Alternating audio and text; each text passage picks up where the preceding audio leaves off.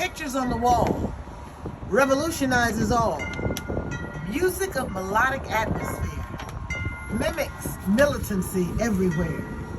A poem, a spoken word, a sonnet gives speech to a radical spirit. A.R.T. Activism, resistance, triumph. Dance makes the militant move. The drum beats to determine civil disobedience. The mime sounds the silent strike. The photograph is a reflection of the rebellion. A.R.T. Activism, resistance, triumph. Truth, untruth, shine on a silver screen. Ceramics create colors of courage. Sculpture seasons the solidarity. Handcrafted jewelry sparkles the sacrifice. Folk art fosters freedom. A.R.T. Activism, resistance, triumph. The mosaic mirrors the mutiny. Graffiti graphs grace. Performance art profiles protesters. Collages color courage. Drawings define defiance. Videos validate the valiant. A.R.T. Activism, resistance, triumph. Now, that white art critic says that black art ain't fine art. It ain't pretty. It's not aesthetically pleasing to the ear, not pitch perfect to the tongue, not aromatic to the eye, not tasty to the nostril. It's just not good enough. Yet, our art, my art, your art, like my black life, matters. A.R.T. Activism, resistance, triumph. 2020 must produce art that will heal. Art that will heal the kill. The kill of the soul, the kill of our black and brown men, the kill of our black and brown women, the kill of our children, the kill of our family spirits. A.R.T. Activism, resistance, triumph. 2020 shame must produce A.R.T. that expresses the angst of the two pandemics, COVID-19 and racism, both fueled by America's AMERIKKKA's shame.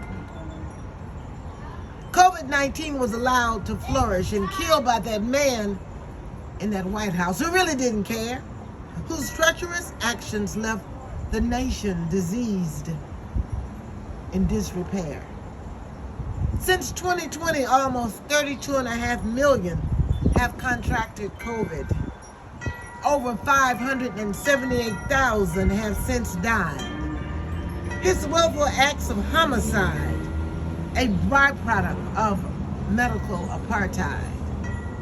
The disgrace of America, AMERIKKKA's racist past, was further exposed and unveiled by police hatred against George Floyd, Ahmaud Arbery, Breonna Taylor, and many, many, many, many others.